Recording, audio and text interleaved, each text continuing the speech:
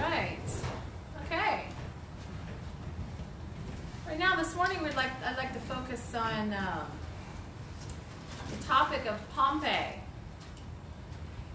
the Great of Rome's siege of Jerusalem. So we know the story that Rome took over Jerusalem. And the timeline, it took place before Jesus was born. It was around 63 BC. You know, Jesus was born 0, then he died on the cross around 33 years old. So Rome was the first that took over here in 63 BC. 470 AD, Rome collapsed, and as far as there was that timeline, sorry, interpreter errors. So there were two Jewish princes. These are two brothers. They were real brothers. And the names is Hyrcanus II and Aristobulus II.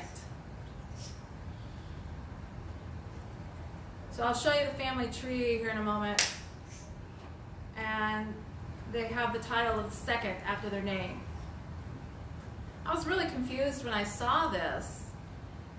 And then I found out it was an emphasis. It was the second. They have, there was another name of the first somewhere else. So they are the second now. I'm sorry for the pronunciation. Hyrcanus II, he was supportive of the Pharisees. Aristobulus II was a supporter of the Sadducees. They're brothers. It's very odd. But they're divided, their religion. They're Pharisees and Sadducees. And we're going to take a look at what the differences are between the two groups of religious people.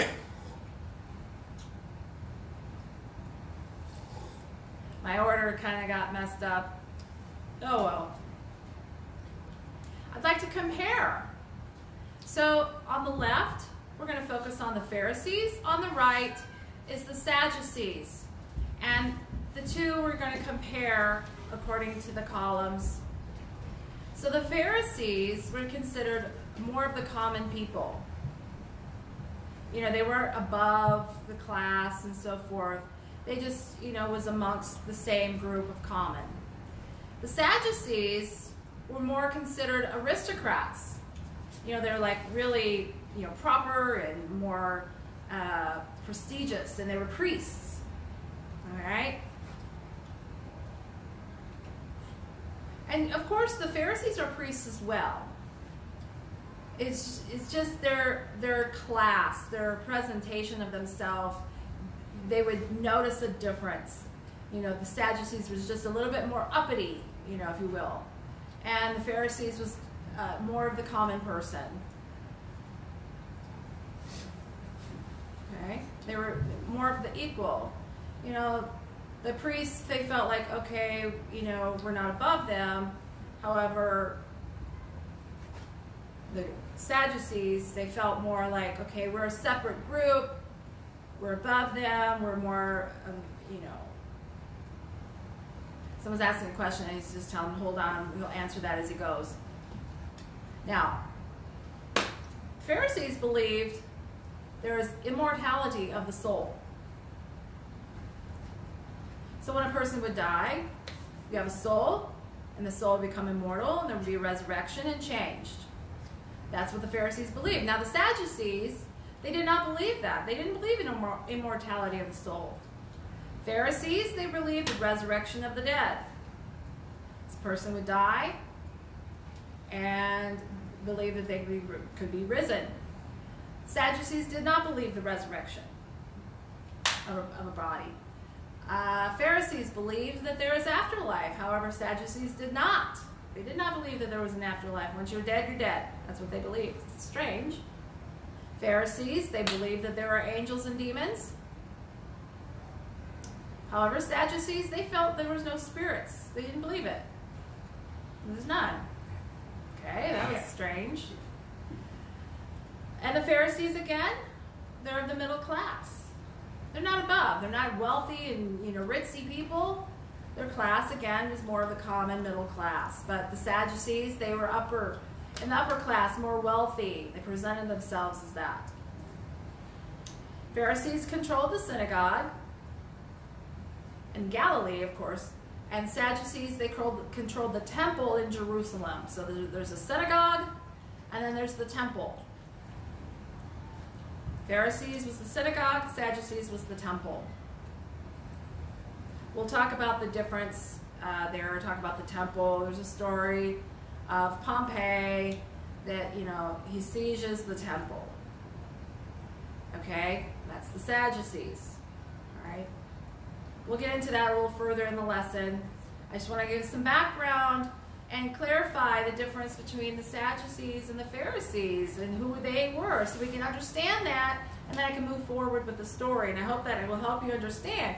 If I just tell you the story and not give you a background of who they were, what they supported and was against, okay? Now, continuing, the Pharisees controlled the decision-making of the Sanhedrin. Again, they were common people. The common people would vote and so forth. Now, the Sadducees, they held the majority of the 70 seats in the Sanhedrin.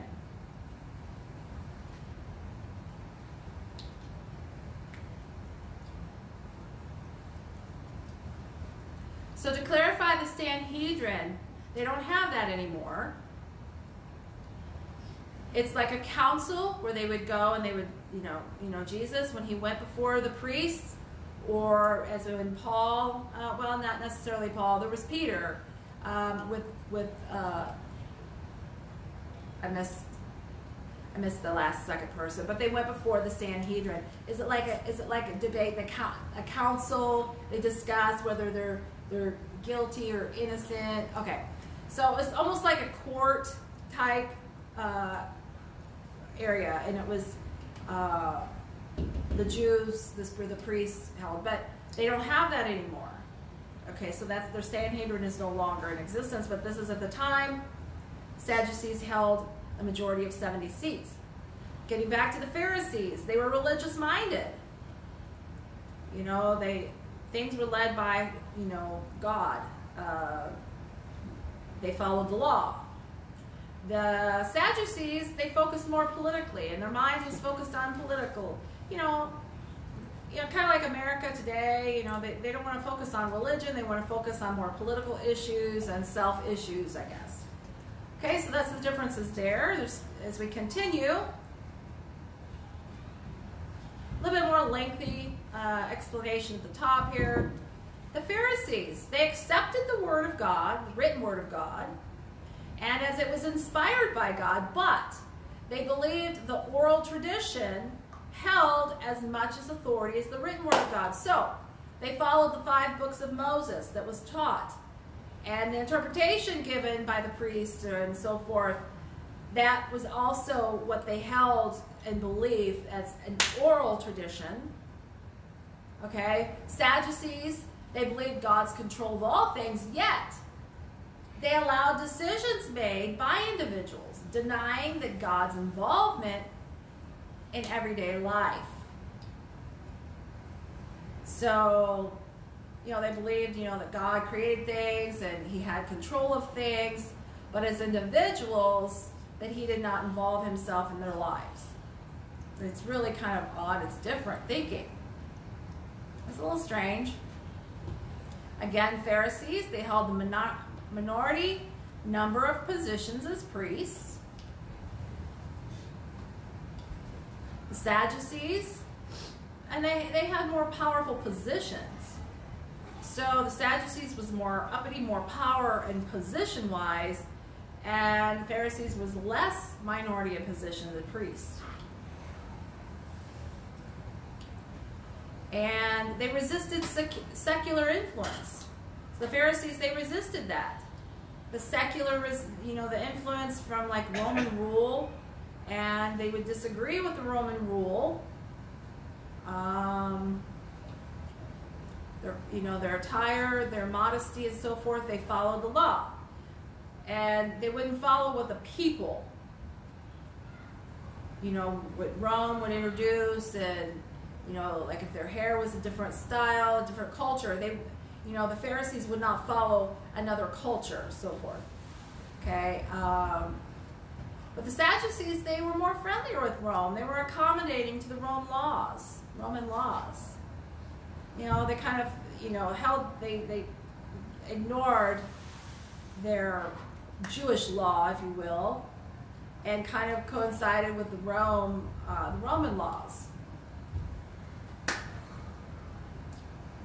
And Pharisees, they believed that there was penalty of sin.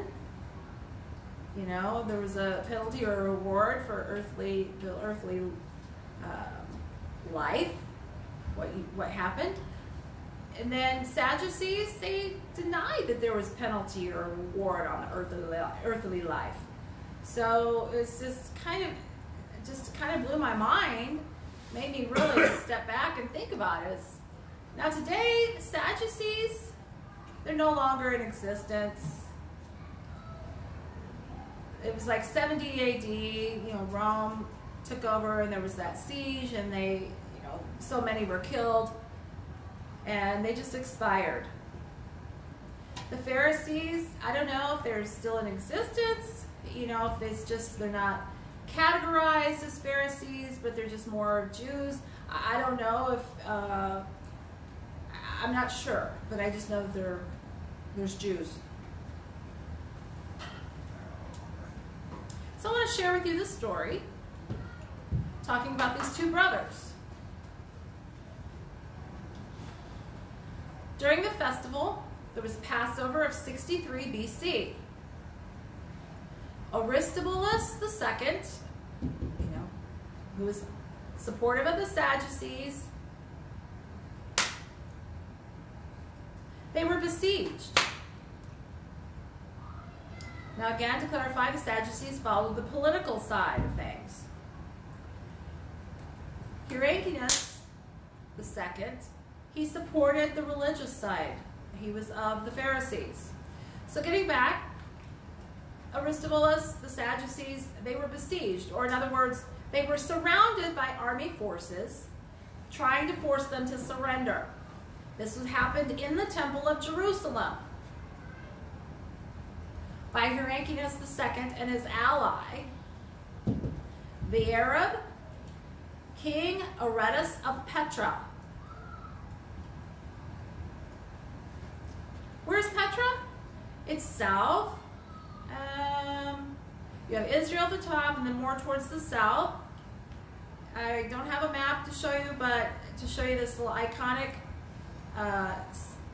picture here. This is a true, they really have this, but back in the day it was current. It was so beautiful. It was really fancy. All right. Hyrcanus had support. Aristobulus did not have support. So he took over the temple. He was there at the temple. He controlled the temple, and this was Aristobulus. But Hyrcanus did not have the temple. He controlled the synagogue. The synagogue. Okay.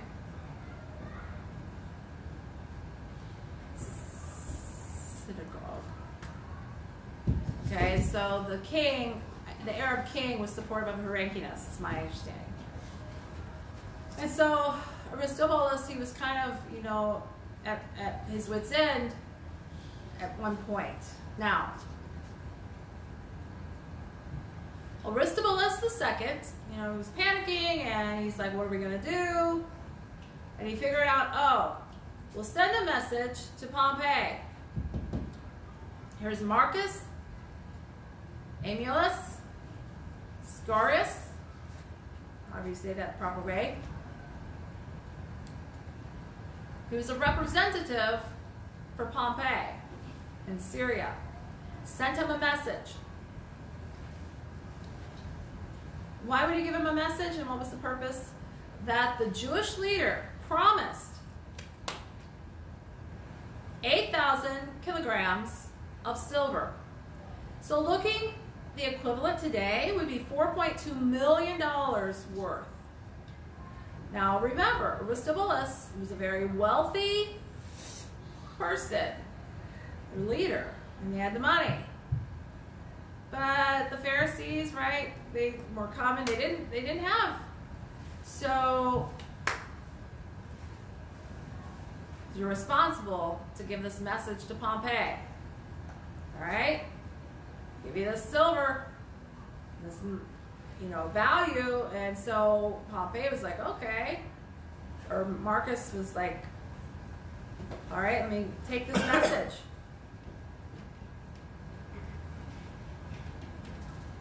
And it was an offer that Aemilius could not refuse. So he immediately ordered, I can't see behind Joe, Aretas to leave.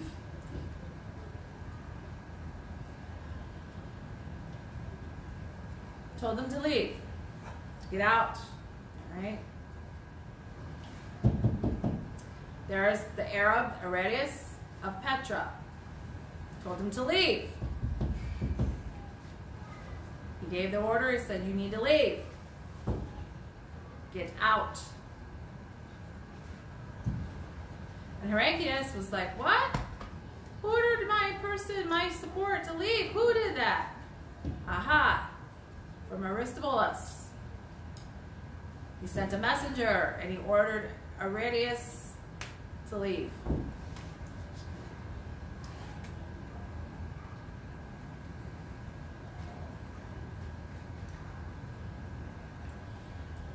So when Pompey arrived on the scene,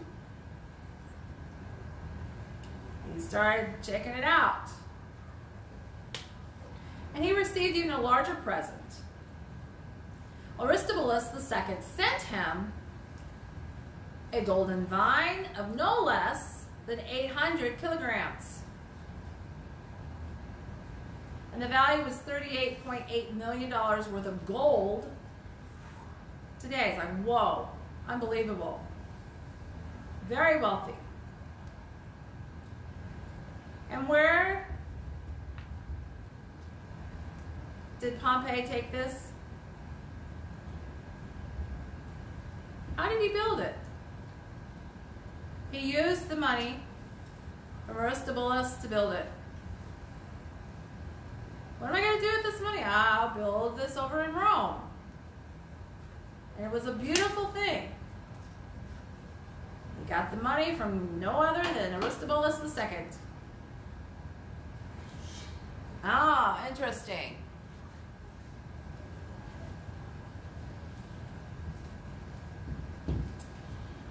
So here's the image of Pompey the Great.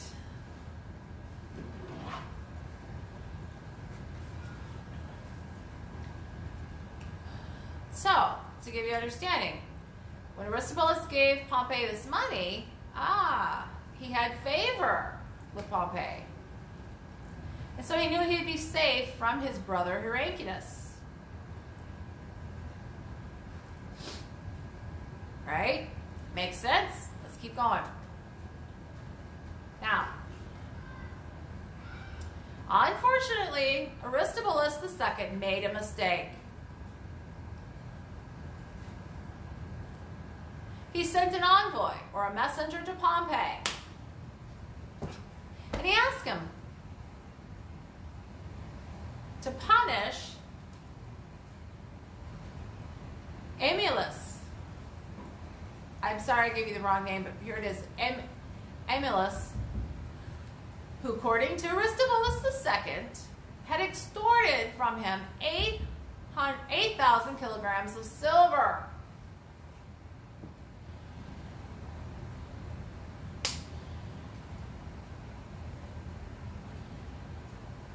So trying to give you the picture, Aristobulus gave Emulus money to gain favor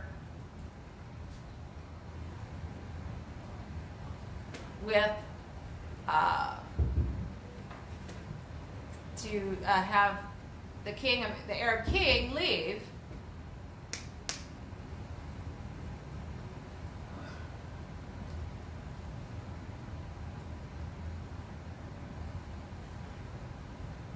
And he was like, Emulus is like, you didn't give me the money yet. And Aristobulus, he told Pompey, he's like, you need to take care of him because he took money from me. He did not follow through. So punish him. I'm sorry if the interpreter's not getting the story straight. But according to Aristobulus, he told Pompey that Emulus stole money, basically, extorted money.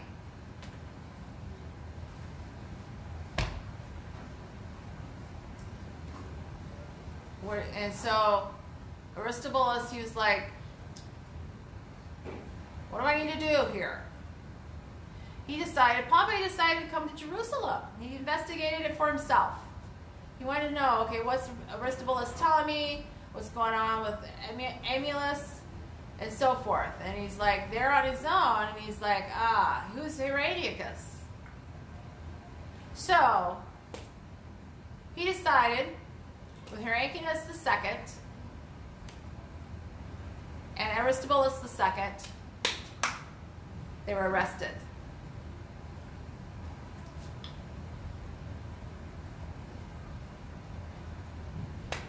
And basically, Pompey's like, okay, you gave me money.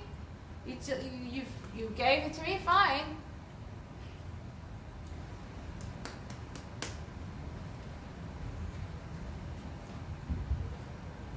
Oh, sorry, I misunderstood. Pompey sided with Heronicus II and had Aristobulus arrested. Pompey was sick of what was happening, kind of getting side stories, and he went there on his own to Jerusalem. And originally he had supported Aristobulus with the Sadducees, but he realized he needed to side with Heronicus II, and therefore he arrested Aristobulus II. I had talked about the two brothers here, circled in the middle with a red arrow. They were brothers, and they had a fight for power. And what do you think they were, fighting for? They were fighting over their mother, Salome Alexandra, over power. Each one wanted power more than the other one. They kept fighting over it.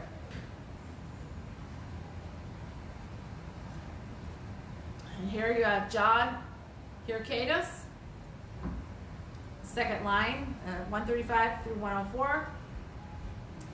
He would be the first. And then you have Heronicus II. And the mother was Salome Alexandra. As I was studying, I had to make sure.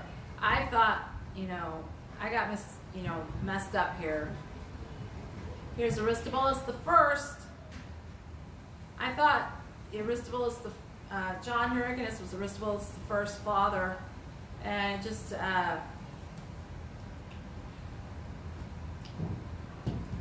Aristobulus II is the brother. So anyway, but look at the family line here. He was arrested.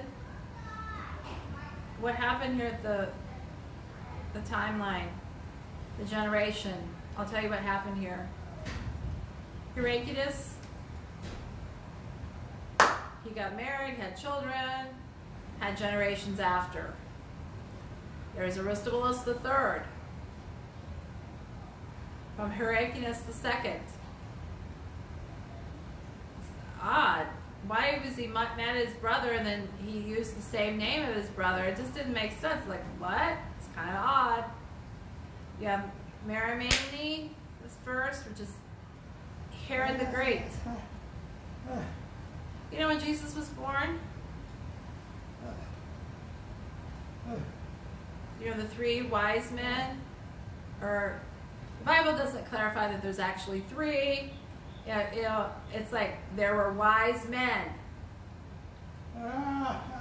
It doesn't, you know, it doesn't know if there's a count in the Bible. It doesn't say. But he wanted to know from the wise men where this Jesus, the king, was born. Let me know. That was the story of Herod the Great.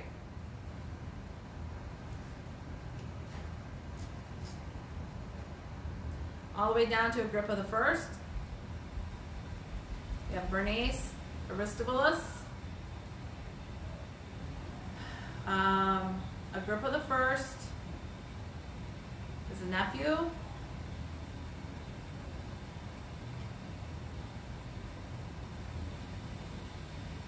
I'm trying to remember where he came into the storyline with Jesus. When Jesus was crucified, he's the one that killed John the Baptist and beheaded him. I believe that's the one. I think that's the king. He promised his wife's daughter as a birthday present anything she wanted. So anyway, getting back, Herod, it's not, the 2 Herods are different. You have to look at the timeline. You have Herod the Great, and then you have a nephew. That's the one that, you know, in Jesus' time he was growing up. There's a difference. You just have to know the timeline of each story. So as I was studying, I was getting confused, and I found out, oh, I need to watch my timeline. But let's get back to Aristobulus and Hyrcanus. Here's a different breakdown.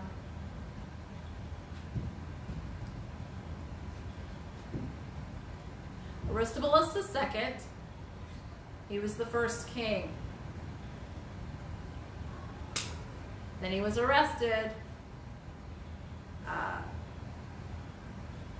He was king for 4 years.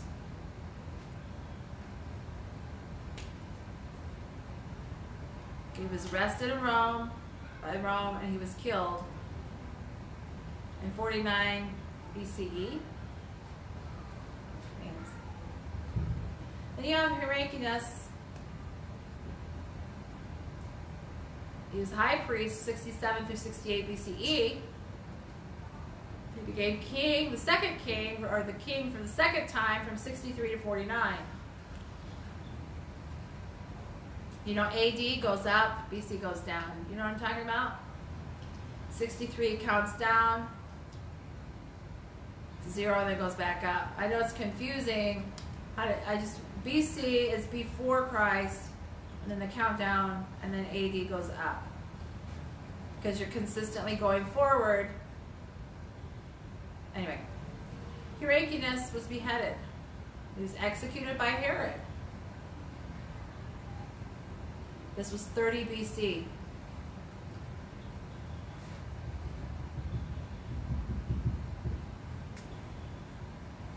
Hyrcanus II here died in 30. Aristobulus was killed by the Romans.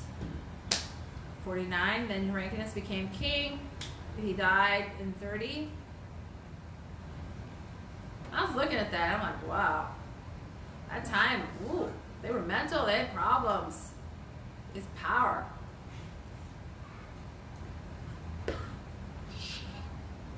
People want power.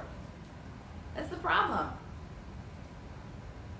When I was studying, though, Rome started in 63 BC. They took over. I was trying to figure out how did Rome get established in this? And, how did they get there? How did they begin their control? It started between these 2 brothers. So these 2 are the ones that kind of started and initiated Roman's power. It's kind of like a civil war, if you think about it. Kind of like how America, North and South have a civil war, and there's different areas. They're like complaining. You come over here and help me. We're against that group. and they're the same country. So they come in and, you know, they try to take over, right? Oh, but thank God we still have America. If there's ever a civil war, you know, in another country coming, oh, America would be destroyed. This is what happened here, if you think about it in that way, with Aristobulus and Heraclius. It's kind of civil war. They had someone else come in, and, you know, like Rome here, and Rome is like, all right, sure, we'll help you. And then he basically turned on them, and they took over. Rome took over, okay? And then they had rulership. So you got to be careful. What kind of power are you looking for? Oh, work things out. Negotiate. Become an agreement. Don't argue. Don't fight over. Don't you know, be evil about it and get help from some outside source, you know, and it's never going to work out. It's just going to constantly be, you know, a bad deal and arguing and just constant dispute. Questions?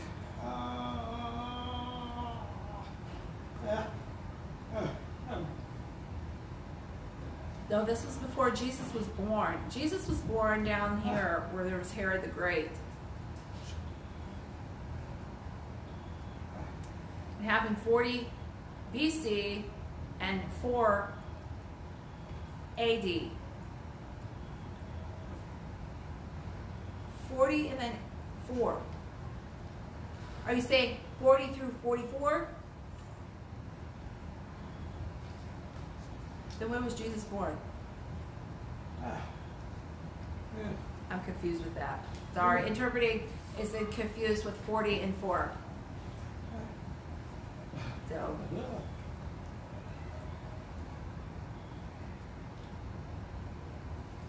Should be 40 BC, then up to 4 AD. I'm thinking it should be 4 AD because it means after. I don't know. All right, you got AD. Here, Agrippa the First, and then Herod Antipas. You have 4 BC, and AD is 39. Maybe I missed something when I, was here with Herod the Great. But this is where Jesus was born. So birth.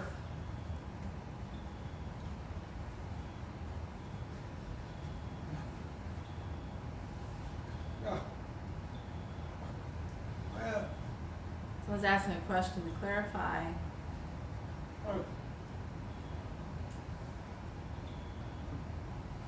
I have a question.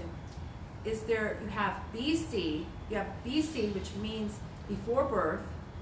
You have AD, it means after death. But what about after birth? Is there an AB?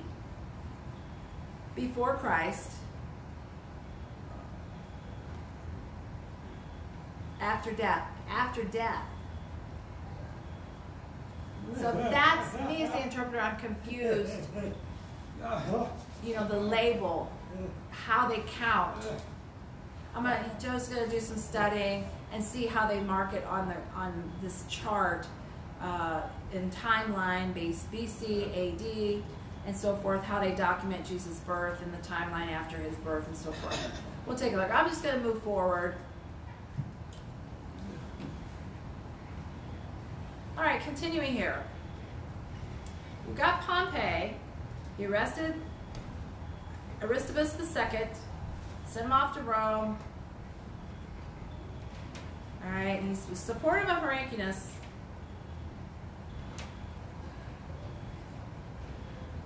So Heraclius' followers allowed Pompey to enter the lower town of Jerusalem.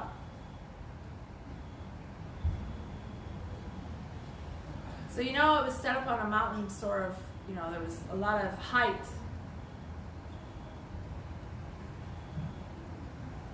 I'm trying to, Abraham, when he brought his son, Isaac, to be sacrificed, to sacrifice his son because God had, commanded him to give a sacrifice. And that was the area. There's a scripture somewhere. I found it. I just didn't show, if you want to just let me know, I'll try to find it and share it with you. But it's very clear. This is the area where Abraham brought his son, and God, wanted to see, Abraham's dedication and love to God And so, you know, he was willing to sacrifice Isaac. And so this is where there's a level here in Jerusalem and where this was built. And so Pompey was only allowed in the lower portion area. All right, now, with the Aristobulus, his adherents, or his supporters, in other words, the Sadducees, they still occupied the temple. They were still using the temple.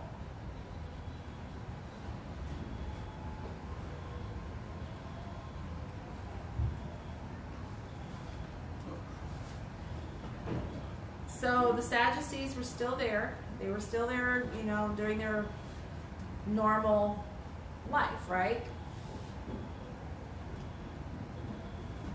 So Pompey, as he studied, you know, he was thinking about it. He's thinking, how am I going to siege them? Where's their weaknesses? He kept studying them out. And somewhat making a plan as he was studying them. Let me find something here to share with you.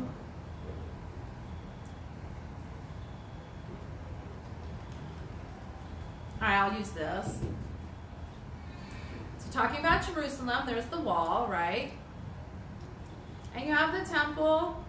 Right here where I'm pointing to is a little yellow section. And then you have this larger, it's not a square, but a rectangle. And then, you know, the surrounding areas on the outside here, you've got the second wall and the third wall. Down here is the lower area, and this is where they let Pompey in. All right? But here's the second wall is a little higher, and then you have the temple being the highest part. Why is it the highest part? Because people can look from the bottom and look up and still see the temple, because it was high up above. And Pompey, he studied all of this.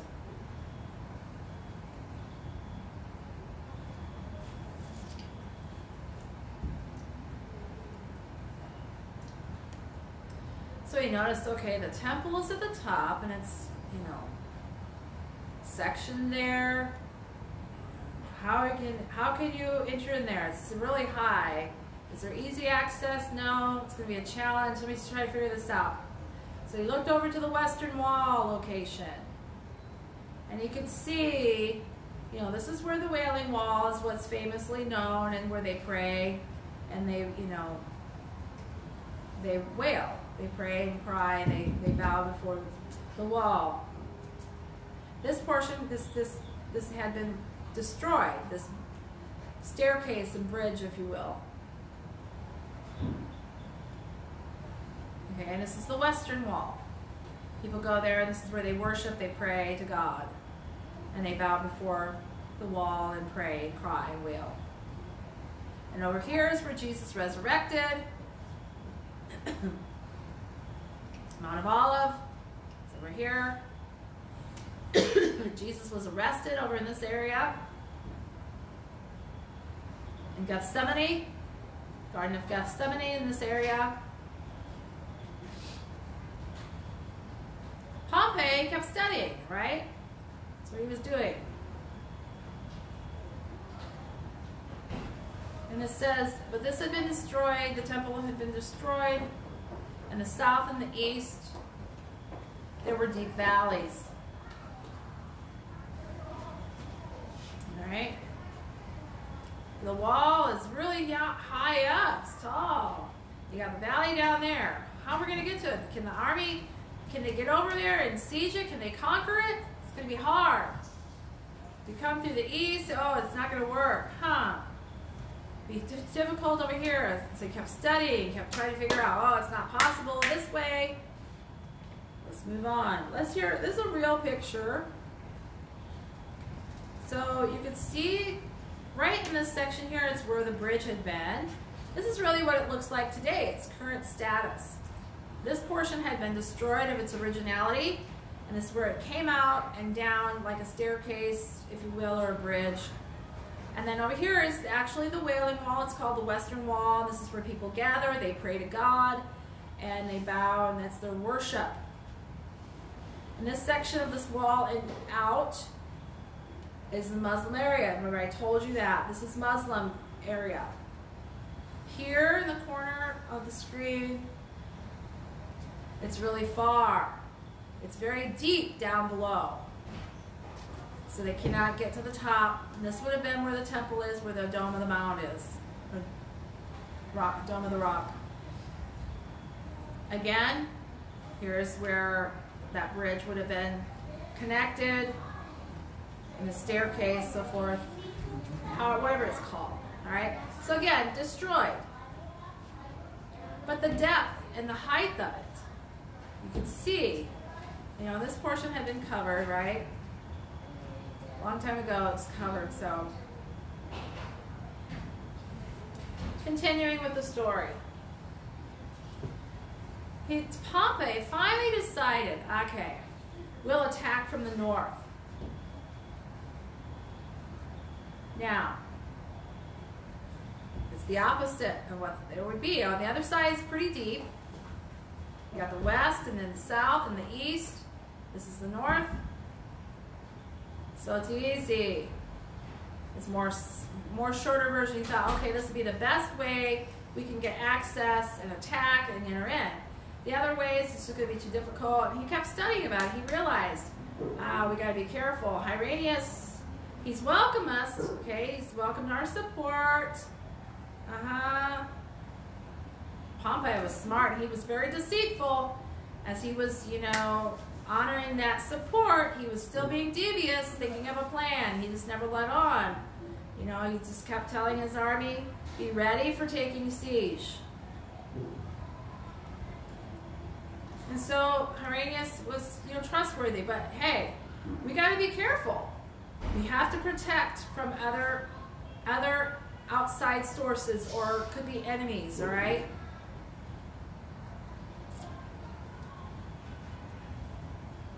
Now again, explaining, here's the wall. As you go down to the bottom of the screen, it becomes deeper. Here you go up, and so forth. It becomes harder and harder. But here at the top, this easy access. So they could come down, right? So the temple. Now, again, additionally what Pompey studied, and he noticed, he said, Pompey noticed of the 7 days on which the Jews abstained from all sorts of work on a religious count. So they knew the Sabbath was their religious day. They didn't do attack. They were only defensive. And Pompey realized, aha, that's how we're going to get in. They're not going to be able to fight. They'll have to give in. All right, it'll be easy. Aha, Pompey decided the Sabbath is going to be the best time. We'll be ready. Rome, ready for my orders. Ready, prepare yourselves for the attack. This is how it's going to be done. Sabbath is the best. All right. That was the weakness, the Jews' weakness.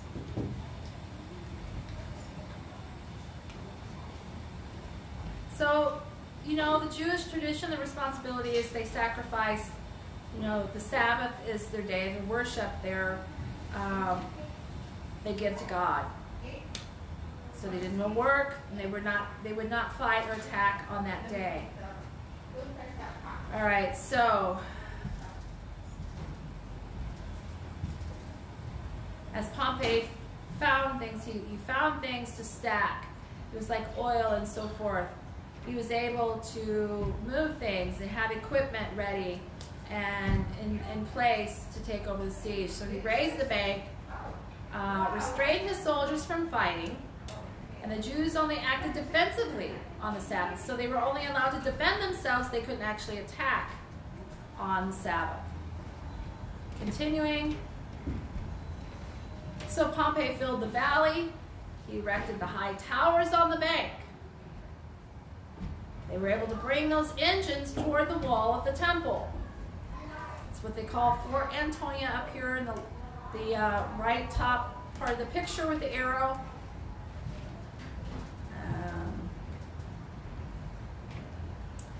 And they had catapults. There's Rome. And catapults, that responsibility was to have continual stones being blown at the wall to try to break down that wall. And so once they accomplished that, they were able to break the wall. It's called a battering ram. It's another instrument. It's a heavy instrument. It's on a string or wire or whatever they had, and they would bring it back, and the pressure would impact the wall, and it would cause the wall to be broken down or weakened, if you will. So between the catapult and the battering ram, they were able to break down the wall enough that they could enter in. And so once they entered in the temple terrace, they started to kill those. Now this is what would be considered the terrace, the inside. There's another wall here. There's the temple right in the middle. Once they entered in, they still had a plan in place. It said many Jewish soldiers, they committed suicide. They could not attack.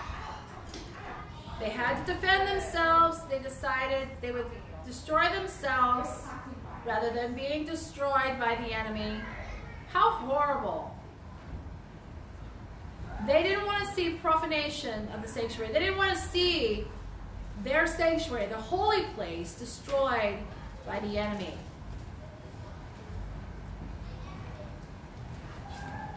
So they had access in this area here at the top.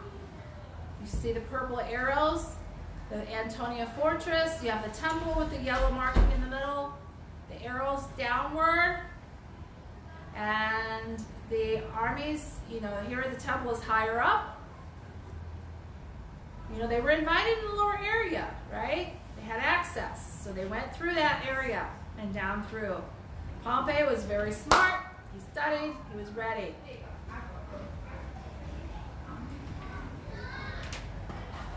Here's another outline. I think I need to finish here, get ready for worship service. We'll hold off here until next week. I really wanted to finish the story, but I see that it's a little bit more lengthy. We'll finish this next Sunday. When we finish about Pompey, we'll continue. We'll talk about Titus of Rome. And this is 70 AD. Same time Rome. We got 63 BC and then 70 BC? AD. 70 AD. Okay. We'll begin that next week. Oh, one more left. Oh, one more slide. Let me see. Oh, let me finish that then. My mistake. Okay, so when the Romans controlled the temple, Pompey and his officers, they entered the Holy of Holies. So according to the Jews, this was a blasphemous act, because only the high priest was allowed to enter this room. The conqueror saw the menorah, the treasure, the sacred vessels, and the soldiers seemed to have sacrificed their standards. So Pompey ordered a cleansing of the temple, and he appointed Hyrcanus as the high priest. All right? Hyrcanus II. He was a Pharisee, remember? You know, the Sadducees were destroyed. They were, no longer in existence. They were killed. They ceased. And here are the Pharisees, Hyrcanus II. This was his brother. Right? He became the high priest. Remember, someone's asking a question. He's clarifying that Sadducees, or the aristocratus, however you say his name, was destroyed. Okay? And now Hyrcanus, he became the high priest.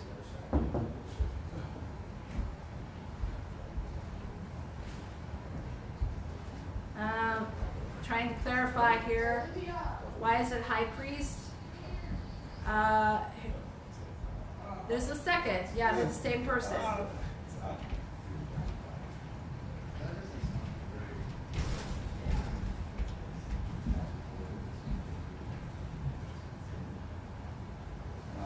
To clarify, showing this, Hyrcanus the second, Aristobulus the second. Don't worry about these at the top, the generation there.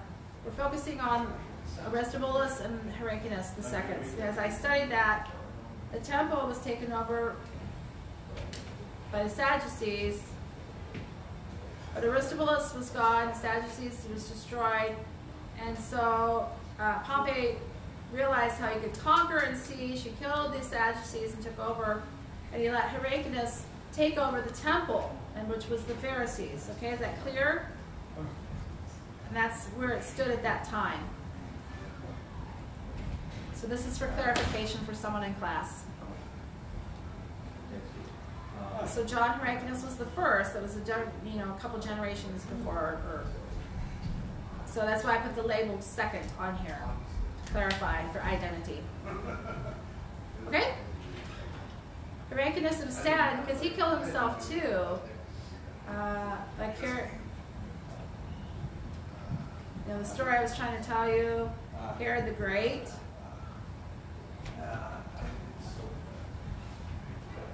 Aristobulus was killed by Rome. So their reign was a very short time, and Pompey gave Herodias, rule, and King Herod, he took over and he killed him, or Herodias killed himself, so forth. So that's the story. We need to pray, and then we'll go for worship upstairs. Dear Heavenly Father, we thank you, Lord. You've given us the word again today. We enjoy. Thank you, Lord, for helping us to understand, and it leads us to understanding how things have transpired through history, how the temple and so forth, and things have progressed. We want to be ready. We want to be prepared. In Jesus' name, amen.